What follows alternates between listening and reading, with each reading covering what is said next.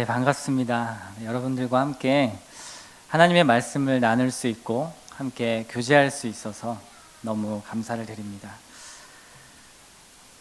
나주라는 곳이 제게는 너무나 생소한 그러한 도시입니다. 사실 서울에서만 살다가 이렇게 지방으로 내려온 적은 처음이고요.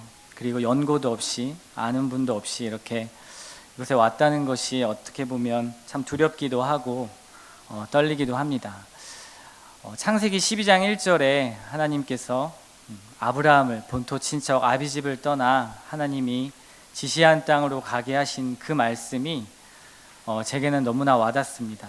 그래서 하나님의 인도하심 가운데, 하나님이 부르시는 가운데 그곳 지시한 땅으로 간다는 것이 결코 쉽지 않다는 것을 알게 되었습니다. 복음은 사람을 살리는 일을 하지요. 그래서 저는 이 복음으로 사람 살리는 일을 하고 싶어서 이곳 나주에 오게 되었습니다. 사람 살리는 일을 나주에서만 할 수 있느냐 이렇게 물으시면 저는 하나님의 인도하심을 한번 생각해 보게 됩니다. 부르시는 곳으로 가는 것이 주의 종의 일이지요. 이것은 주의 종에게만 해당되는 것이 아니라 여러분에게도 해당됩니다. 왜냐하면 하나님께서는 너희는 택하신 족속이요 왕같은 제사장들이며 거룩한 나라요 그의 소유된 백성이라고 분명히 말씀하시기 때문입니다. 그리고 이어서 말씀하시기를 너희가 전에는 백성이 아니더니 이제는 하나님의 백성이요 전에는 긍휼을 얻지 못하였더니 이제는 긍휼을 얻은 자니라 라고 베드로전서 1장 9절부터 10절까지의 말씀에 분명히 말씀하고 있기 때문입니다. 이러한 부르심을 받은 자들은 하나님이 부르시는 곳으로 언제나 가야 합니다. 사역자만 가는 것이 아니라 우리 모두가 소명 얻은 자라면 하나님이 부르시는 곳으로 가는 것입니다. 그리고 분명히 하나님께서는 여러분들을 이곳으로 부르신 이유가 있습니다. 부르시면 그곳으로 가야 하는 우리의 모습은 오늘 본문의 말씀의 표현에 따르면 나그네라고 표현할 수 있습니다. 나그네는 편한 곳에 안주하는 삶이 아니지요. 저는 2015년 2월에 아내와 결혼을 했습니다. 결혼을 하고 여태까지 좀 지친 사역 가운데 마음도 좀 달래고 여러 가지 경험을 좀 해보고 싶어서 결혼을 하자마자 아내와 함께 그쪽도 전혀 연고가 없었던 호주로 떠나게 되었었습니다. 그곳에서 쉼을 원했지만 하나님께서는 사역을 또 시키시더라고요. 이민교회 1.5세대 청년들과 청소년들과 함께 사역을 하며 교제를 하게 되었었습니다. 그리고 평일에는 교회 성도님께서 청소업체 사장님이신데 시드니 기숙사를 청소할 수 있게끔 파트타임으로 일을 할 수 있게 도와주셔서 그쪽에서 청소를 하는 일을 했었습니다. 그런데 제가 호주에 생활을 하면서 가장 크게 느꼈던 것은 저의 한국적 가치관과 그리고 호주에 사는 사람들의 그런 가치관들이 너무나 다르다는 것이었고 그것 때문에 제게 오는 혼란스러움이 많이 있었습니다. 국적은 한국인데 호주라는 나라에서 살아갈 때 그 오는 두려움과 아픔 그리고 갈등 여러 가지 문화적, 사회적 가치관의 그런 혼동들이 있었습니다. 우선 말도 잘 통하지 않았고요. 그리고 여러 가지 살아가는 삶의 지향점도 매우 달랐습니다.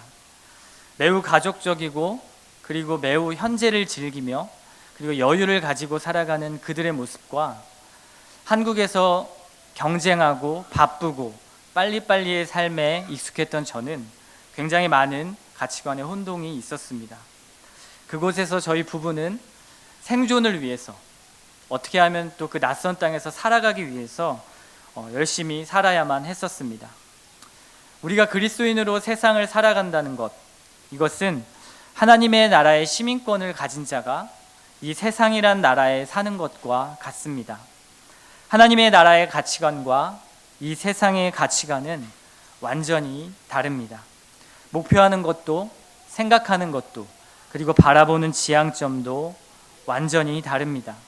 그렇기 때문에 하나님 나라의 시민권을 가진 우리들이 세상이란 나라를 대하여 살아갈 때는 세상에 대해서 외인이고 이방인이고 나그네일 수밖에 없습니다.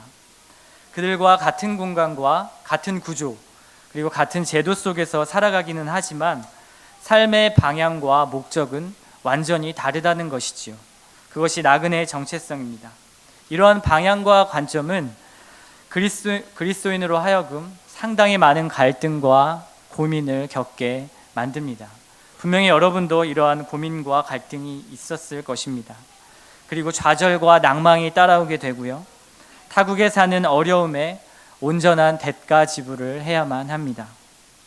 만약 타국의 삶에 어떠한 가치관의 혼동도 없고 살아가는데 전혀 지장이 없고 그리고 삶의 방식과 행동 양식에 있어서 변화가 없다는 것은 상당히 심각한 문제가 될 수 있습니다. 왜냐하면 하나님 나라는 이중국적이 존재하지 않습니다. 이것은 우리로 하여금 이중국적을 갖게 하거나 또는 본래 국적을 포기하기 쉽게 만들 정도의 갈등과 아픔으로 이 세상에 대하여 하나님 나라의 시민은 어려움을 겪게 되는 것입니다. 그래서 베드로는 이와 같은 상황에 놓여진 그러한 이방인 그리스도인들에게 그리고 흩어져 있는 소아시아 교회들에게 오늘 본문의 말씀을 통해서 권면하고 있는 것을 그리고 위로하고 있는 것을 볼 수가 있습니다. 예수 그리스도를 통해서 이미 임한 하나님의 나라 그리고 예수 그리스도께서 십자가에 죽으시고 그리고 부활하셔서 하늘로 승천하시고 다시 재림하실 그날 하나님의 나라가 완성이 될 것입니다. 이것을 이미와 아직의 신학이라고 하지요. 이미 예수 그리스도를 통해서 하나님의 나라가 이 땅에 임하셨고 이제는 예수 그리스도께서 다시 오시면 완성될 하나님의 나라를 향해 그 역사적 중간에 있는 우리들이 나그네의 신분으로서 그 순례의 길을 가는 것입니다. 그리고 우리가 그 순례의 길을 걷는 교회이기도 합니다. 그렇다면 나그네된 교회가 그리고 나그네된 우리가 걷는 길은 어떠한 길일까요? 그 길을 아는 것이 매우 중요합니다. 우리 다 같이 본문 5절의 말씀을 한번 읽도록 하겠습니다. 너희는 말세에 나타내기로 예비하신 구원을 얻기 위하여 믿음으로 말미암아 하나님의 능력으로 보호하심을 받았느니라. 아멘. 베드로전서에서 믿음의 순례의 길을 걷는 이들을 일컬어서 나그네라는 단어를 쓰고 있습니다. 나그네라는 단어, 굉장히 우리에게는 쓸쓸하고 뭔가 외로움으로 다가온다는 것을 느낄 수 있습니다. 왠지 모르게 어디서 정착하지도 못하고 떠나야만 하는 그런 울적함이 이 나그네라는 이미지 속에 있습니다.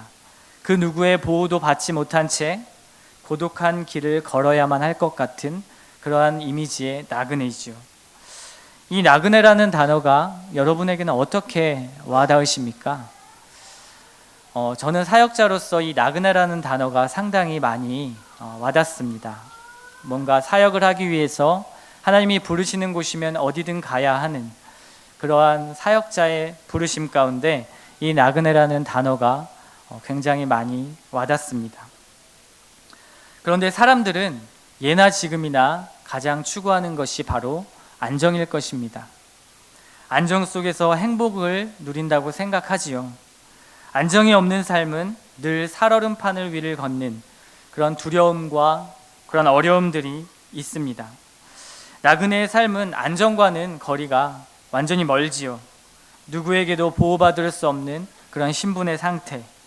그래서 본문에 이런 나그네가 번역된 원문 헬라어는 파라피데모스라는 단어인데 이것은 자신의 나라나 그리고 고향을 따로 두고 타지에 있는 도시나 그리고 마을을 지나는 여행자 정도로 해석할 수 있습니다. 늘 험한 길의 여정을 감수해야만 하고 먹을 것과 날씨의 영향을 받으며 도적대의 위험을 날마다 감수해야 합니다. 갑자기 아프면 치료를 받을 곳도 쉴 곳도 보호받을 곳도 없는 이러한 나그네의 신분, 이러한 나그네의 이미지가 우리가 생각하는 그러한 나그네의 이미지일 것입니다. 이런 디아스포라 나그네에 된 자들이 본도와 갈라디아 그리고 갑바도기아, 아시아 그리고 비두니아에 흩어져 있는 것입니다. 그리고 또 어디에 흩어져 있습니까? 이곳 나주에 여러분들이 흩어져 있습니다. 이들은 로마의 지배 아래서 상당한 헬라 문화의 세속화에 압박해 오고 있었고, 그리고 노출되어 있었습니다. 그리고 본토 로마의 신들을 섬기면서 그들의 사회와 문화, 그리고 우상 속에 우상 앞에 직면한 소아시아와 그리고 그 지역의 나그네들에게 베드로가 위로하고 권면하는 것들이 바로 오늘 본문의 말씀입니다. 그 첫 번째 베드로가 권면하는 것이 바로 나그네의 길은 보호받으며 간다는 것입니다. 보호받으며 가는 길. 우리가 그렸던 그런 흩어진 나그네와 같은 외롭고 험난한 길의 이미지가 세상이 보는 관점이라면요, 하나님이 보시는, 삼위 하나님께서 보시는 나그네의 관점은 좀 많이 다릅니다. 우리 다 같이 2절을 한번 읽어보도록 하겠습니다. 곧 하나님 아버지의 미리 아심을 따라 성령이 거룩하게 하심으로 순종함과 예수 그리스도의 택하심을 받은 자들에게 편지하노니 은혜와 평강이 너희에게 더욱 많을지어다. 아멘. 하나님께서 미리 아시고, 그리고 성령이 거룩하게 하시며, 그리고 예수 그리스도의 핏부림을 얻은 자들이라고 말씀합니다. 그리고 그들에게는 은혜와 평강이 많을 것이라고 축복하는 것이지요. 우리가 생각하는 나그네 이미지와는 달리 삼위 하나님께서 책임지시고 더불어서 은혜와 평강까지 함께 하신다는 그 이미지가 바로 이 나그네 이미지입니다. 우리가 흩어진 나그네일지는 모르지만 하나님은 우리를 이미 하나님의 백성으로 택하시고, 그리고 은혜와 평강으로 인도한다는 것이지요. 이보다 더 큰 위로가 있겠습니까? 이것은 무엇을 말합니까? 낯선 곳에서 어디로 가야 할지 방황할 때에, 그리고 망망대해 풍랑 가운데 놓여진 작은 돛담배와 같다면, 이런 가운데 우리에게 하나님께서는 내비게이션이 되어주시고 안전한 곳으로 인도해 주시겠다고 위로하시는 것입니다. 우리를 택하셨고, 그리고 우리를 위하여 그리스도께서 피를 흘리셨고, 그리고 성령께서 우리를 거룩과 순종으로 이끄신다는 근거가 있는 것입니다. 이것은 과거의 사건이지만 이 사건으로 말미암아서 우리에게 소망이 생기는 것입니다. 그렇기 때문에 하나님은 늘 그의 능력 가운데 우리를 보호하십니다. 베드로는 이러한 하나님의 능력을 5절과 같이 보호하심으로 표현하고 있는데요, 이 본문의 보호라는 뜻은 어떤 도시를 지키거나 아니면 목자가 양무리를 맡아서 지키는 것, 또는 어떠한 간수가 죄수를 옥에서 나오지 못하도록 지키겠다는 것을 의미합니다. 하나님은 무엇으로부터 우리를 지키시겠다는 것입니까? 바로 우리를 공격하는 원수, 세상의 압제입니다. 이미 예수 그리스도께서 죄와 사탄의 세력에서 승리하셨습니다.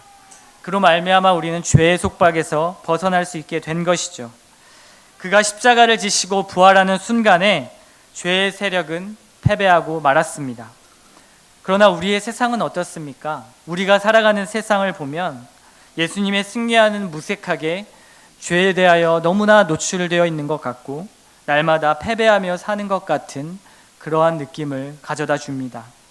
심지어 주 앞에 평생을 헌신하겠다고 한 목회자들마저도 돈과 명예와 권력과 음란 앞에 무너지고 있는 이런 세상을 볼 때 그리스도인으로 살아가는 우리들의 마음과 우리들의 심정은 너무나 안타깝고 회의감에 젖어들 수밖에 없는 세상이지요. 그러나 우리는 썩지 않고 더럽지 않고 쇠하지 않는 그런 영원한 하나님의 나라의 시민입니다. 하나님은 우리를 통해서 이 땅에 완전히 도래한 하나님의 나라를 완성해 가실 것입니다. 그런 의미에서 우리는 아직 완성되지 않은 하나님의 나라를 향해 순례하는 그런 순례자 나그네입니다. 그 영원한 유업과 완성된 구원을 향하여 순례의 길을 가고 있는 것입니다. 그렇다면 하나님께서는 이런 자들을 절대로 그냥 내버려 두시지 않습니다.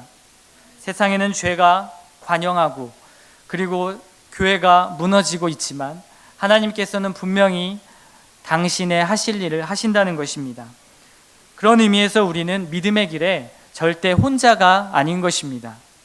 하나님의 능력, 애굽 가운데 하나님께서 역사하셔서 이스라엘 백성들을 출애굽하시고 그리고 그들을 건지신 그 놀라운 능력이, 그리고 죽은 나사로를 살리신 그 놀라운 능력이, 사탄에 대하여 승리하신 그 온전한 하나님의 능력이 우리와 함께 하신다는 것입니다.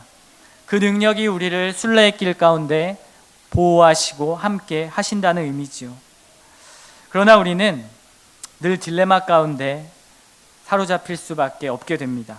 하나님이 함께 하시는데 나에게 왜 이런 어려운 일들이 닥쳐오는가? 하나님께서 분명히 나와 함께 하신다 하셨는데, 하나님께 헌신하고 하나님 앞에 말씀으로 살기를 날마다 발버둥 치는데 왜 나에게 이러한 일들이 생기는가? 쉽게 말하면 우리의 신앙생활이 이렇게 고단하고 어렵고 그리고 힘든 여정인가? 라는 질문이 생길 것입니다. 그럴 때에 하나님은 베드로를 통해서 이렇게 말씀하십니다. 우리 다 같이 6절을 한번 읽어보도록 하겠습니다. 그러므로 너희가 이제 여러 가지 시험으로 말미암아 잠깐 근심하게 되지 않을 수 없으나 오히려 크게 기뻐하는도다. 이것을 공동 번역본으로 보면 조금 더 이해가 쉽게 될 수 있는데요. 제가 한번 읽어보겠습니다. 그러므로 기뻐하십시오. 여러분이 지금 얼마 동안은 갖가지 시련을 겪으면서 슬퍼할 수밖에 없겠지만, 이것이 공동번역본의 해석입니다. 그렇다면 두 번째 나그네로서 교회된 우리가 걷는 이 길은 어떤 길일까요? 하나님께서 보호하시는 길이자, 두 번째 우리가 걷는 길은 기쁨으로 가는 길입니다. 하나님을 위해서 헌신하고 살아가는 그러한 사람들에게 이해할 수 없는 고난과 절망들이 찾아오는 것을 볼 때 우리는 마음이 참 어려운 것이 사실입니다. 오로지 하나님을 위해서 살겠다는데 하나님께서는 무정하듯 그것을 무시하는 것 같은 느낌이 들 때가 있습니다. 그런 고난과 갈등이 우리의 믿음을 약화시키고 시험에 들게 할 때가 있다는 것이지요. 저는 11살 때 축구를 시작해서 18살 때까지 한 7년 정도의 기간을 운동선수로 꿈을 가지고 활동했던 시절이 있습니다. 아시는 분은 아시겠지만 그 운동선수로 운동을 배우기 위해서는 상당한 경제적 지원이 필요합니다.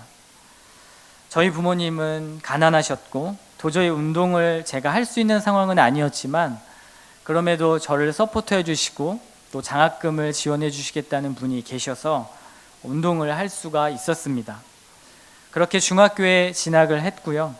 그리고 모든 생활비와 합숙비 그리고 들어가는 모든 비용을 감독 선생님께서 저에게 지원을 해주셨습니다.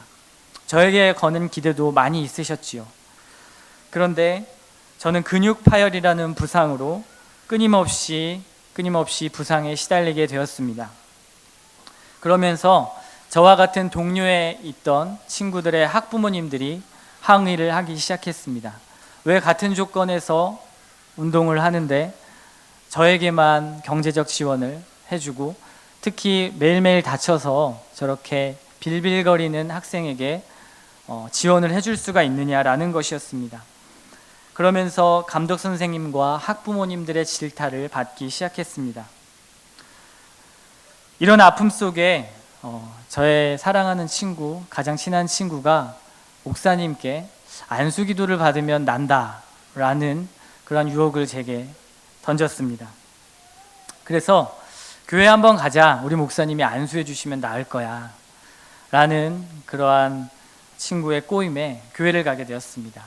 제가 교회는 7살 때부터 다니기 시작했지만 운동을 하면서 교회와 하나님과는 멀어졌던 그런 상황에서 친구를 통해 목사님께 안수기도 받으러 교회를 다시 갔습니다. 그때 처음 갔을 때 15살이었는데요. 첫 예배를 드리면서 그때 불렀던 찬양을 아직도 잊을 수가 없습니다. 그때 불렀던 찬양이 하나님의 은혜로 이 쓸데없는 자 왜 구속하여 주는지 난 알 수 없도다. 내가 믿고 또 의지하는 내 모든 형편 잘 아는 주님, 늘 돌보아 주실 것을 나는 확실히 아네. 어린 나이였는데 이 가사가 그리고 이 찬양이 저에게 너무나 와닿았습니다. 그리고 목사님의 안수기도도 뜨겁게 한 달가량을 받았습니다. 한 달이 지났는데도 다리는 낫지 않았습니다. 그런데 이상한 것은, 정말 이상했던 것은 다리는 낫지 않았는데 제 마음이 뜨거워지기 시작하고 제 마음에 치유가 일어나기 시작했습니다. 그때부터 저는 전도하는 이상한 축구 선수가 되었습니다. 그래서 같은 팀에 친구들을 전도하기 시작했고요. 제 다리는 끊임없이 나아지지 않고 재발하고 아팠습니다. 그리고 쉽게 낫지 않았습니다. 이 때문에 감독 선생님은 신앙생활에 열심인 저를 보며 조롱하고 핍박하였고 하나님을 욕했습니다. 일주일에 5번이면 합숙 생활을 하면서 밤늦게 술을 드시고 들어오셔서 저를 때리고 저의 마음에 난도질을 했습니다. 그런데 그러면 그럴수록 제 마음은 더 뜨거워지기 시작했습니다. 마음은 슬픈데 하나님이 함께 하심을 믿고 나니까 그 시련과 슬픔이 오히려 저를 하나님께로 더 가까이 나아가게 만드는 그러한 작용을 했던 것입니다. 어린 나이에 실컷 고생과 그런 서름들을 겪었지만 하나님을 만났습니다. 인생 최고의 서포터를 만났던 것이죠. 그리고 찾아오는 이해할 수 없는 환경과 아픔들, 하나님 앞에 가까이 가면 갈수록 찾아오는 어려움들, 그런 것들이 저에게 다가왔습니다. 그러나 나의 최고의 우선순위를 하나님 앞에 두고 난 뒤에는 그런 찾아오는 갈등과 아픔들이 오히려 저로 하여금 하나님께로 더 가까이 나아가게 하는 가장 큰 기쁨의 선물이 되었던 것입니다. 무엇일까요? 바로 나그네의 길에 접어든 것입니다. 본문 7절의 말씀이 있는데요. 그 쉽게 번역한 공동 번역으로 제가 한번 읽어보도록 하겠습니다. 그것은 여러분의 믿음을 순수하게 만들기 위한 것입니다. 결국 없어지고 말 황금도 불로 단련을 받습니다. 그러므로 황금보다 훨씬 더 귀한 여러분의 믿음은 많은 단련을 받아 순수한 것이 되어 예수 그리스도께서 나타나시는 날에 칭찬과 영광과 영예를 차지하게 될 것입니다. 아멘. 이것은 우리의 믿음으로 단련되어서 하나님 앞에 칭찬을 얻게 해주신다는 것입니다. 그러므로 시험과 그러한 시련들은 우리에게는 궁극적으로는 오히려 기뻐해야 할 하나님의 선물인 것입니다. 왜 그렇습니까? 단련된 믿음을 만들어주는 것은 우리로 하여금 예비된 완성된 구원을 얻게 해주시는 것이기 때문입니다. 여러분에게도 수없이 하나님이 주시는 시험과 시련들이 있을 것입니다. 그런데 성경은 참혹하게도 이 시험이 한 가지가 아니라 6절에 말씀하시듯이 여러 가지 시험을 만날 것이라고 말씀하고 있습니다. 하나님의 나라의 시민인 우리가 이방인이 되어서 살아가는 이 세상에 끊임없이 이 갈등은 지속될 것이지만 하나님께서는 믿음을 단련하시기 위해 이 고난과 갈등을 허락하신다는 것입니다. 그런데 더 근본적인 이유가 있습니다. 그 근본적인 이유는 세상이란 나라와 그리고 하나님 나라의 시민은 살아가는 목표의 관점과 지향점과 방향점이 다르다는 데서 그 이유가 있습니다. 세상은 끊임없이 자신을 추구하게 만들지요.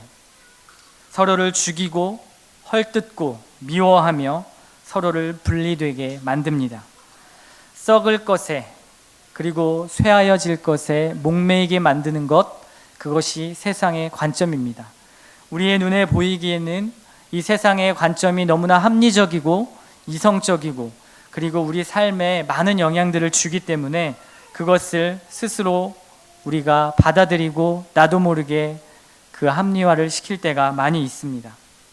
정보가 없으면 살 수 없는 이 세상, 인터넷과 수없이 쏟아지는 그 정보의 수렁 속에서 우리의 눈을 가리웁니다. 돈이 최고이며 물질과 권력이 최고라는 것은 이제 어린아이들도 다 아는 사실이 되었습니다. 그러나 나그네 된 우리의 목표와 관점은 하나님 나라입니다. 오로지 하나님의 나라입니다. 썩지 않고 더럽지 않고 쇠하지 않는 그 하나님의 나라가, 그 순례의 길을 걷는 우리가 하나님과 함께 믿음으로 살아가는 것, 그것이 하나님 나라의 관점입니다. 히브리서 11장은 믿음의 장이라고도 하지요. 그 믿음의 사람들을 13절과 16절에서는 이렇게 표현합니다. 이 사람들은 다 믿음을 따라 죽었으며 약속을 받지 못하였으되 그것들을 멀리서 보고 환영하며 또 땅에서는 외국인과 나그네임을 증언하였으니 그들이 이제는 더 나은 본향을 사모하니 곧 하늘에 있는 것이라. 이러므로 하나님이 그들의 하나님이라. 아멘. 나그네의 삶은요, 결국엔 다시 본향으로 돌아가는 것입니다. 우리의 원래의 나라, 하나님이 선택하여 주신 하나님 나라의 시민권을 가지고 그 나라로 되돌아가는 것입니다. 그렇다면 나그네로서 우리가 걷는 길, 과연 이 본문이 말하는 세 번째 길은 무엇일까요? 바로 하늘에 간직된 유업을 받는 길입니다. 우리의 본향을 찾아가서 예비하신 유업을 받는 것입니다. 본문 4절을 우리 한번 다 같이 읽어보도록 하겠습니다.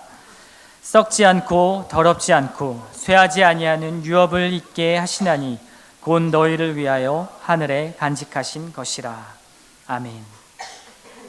여러분, 혹시 부모님에게 물려받으실 유산 많이 있으십니까?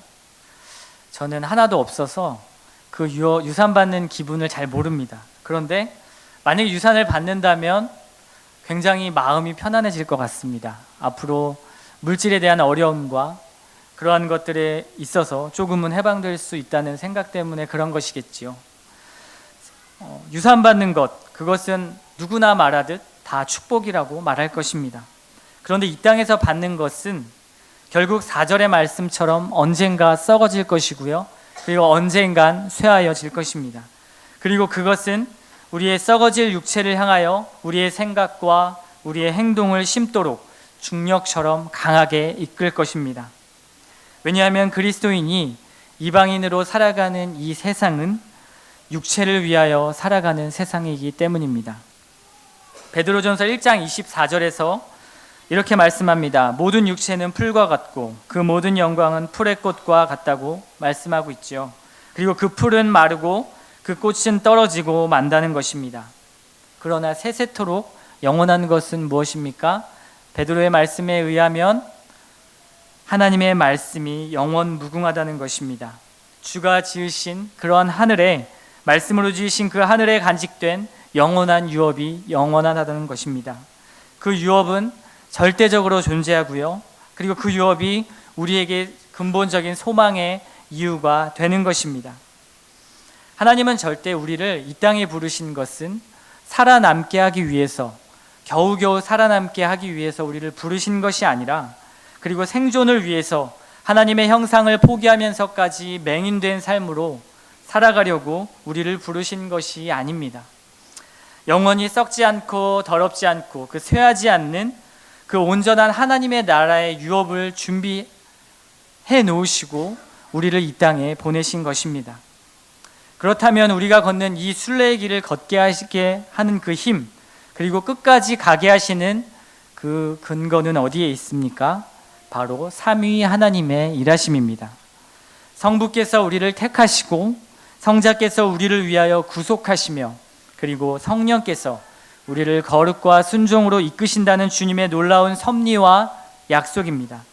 이것이 우리의 모든 소망의 근거이며 나그네가 순례의 길을 갈 수 있는 가장 큰 근거가 되는 것입니다. 베드로는 본문을 전개해 나가면서 하나님께서 우리를 위해 준비하신 일들을 차례대로 설명해 주고 있습니다. 그리고 앞으로 이뤄질 하나님의 나라와 그리고 예비된 구원의 소망을 지속적으로 강조하고 있습니다. 이것은 미래와 그리고 종말론적인 우리의 삶을 강조하면서도 현재 나타나고 있는 하나님의 뜻과 일하심을 강력하게 선포하고 나타내주고 있는 것입니다. 결국 종말론적인 우리의 뜨거운 소망은 현재의 우리의 삶으로 우리가 생각하는 상식적이고 우리의 환경 가운데 하나님께서 일하시고 하나님의 뜻이 나타낸다는 것을 말해주고 있는 것입니다. 단순히 미래를 향해서 우리의 소망만을 바라게 하는 것이 아니라 이 현재에 나타난 하나님의 뜻 가운데 그 소망을 발견하며 소망과 현재의 어려움을 순환시키며 말씀하고 있는 것입니다. 그러므로 그 순례의 길을 가는 우리는 하나님의 보호하심을 받는 길이고 기쁨으로 가는 길이고 하나님의 유업을 삼아 그 소망으로 나아가는 길인 것입니다. 썩지 않고 더럽지 않고 쇠하지 않는 그 나라를 유업으로 받는 길, 이것이 가장 큰 축복의 길입니다. 이것은 미래의 하나님 나라를 이 땅에서 이미 실현하시고 살아가는 미래적 현실이 되는 것입니다. 그 하나님의 나라가 지금 이 순간에 여러분들에게 있습니다. 이 삶은 소망의 삶이며 나그네의 삶이자 우리의 삶이 되는 것입니다. 소망만 바란다면 우리는 어쩌면 이상적인 유토피아를 생각할 수 있지만 그 소망의 나라, 하나님의 나라가 이미 이 땅에 임하셨다는 것입니다. 이보다 더 큰 위로는 없을 것입니다. 여러분, 그리스도인이 살아가는 것이 견디기 힘든 부담으로 다가오신다면, 그리고 아직도 이 땅의 시민권에 대하여 미련이 있으시다면, 그리고 순례의 길이 아니라 이 땅에서 예수 믿고 복받고 안정을 누리는 삶에 아직도 매여 있으시다면, 생존에 가장 큰 가치를 두고 계시다면 하나님 나라의 소망으로 우리의 소망을 바꿉시다. 썩지 않고 더럽지 않고 쇠하지 않는 그 하나님의 나라가 우리를 위로하고 우리의 소망이 되실 것입니다. 그 소망을 주시는 하나님을 전적으로 신뢰합시다. 그것이 우리가 걷는 이 길, 하나님께서 주신 나그네의 순례의 길의 성도의 삶입니다. 다 같이 기도하겠습니다.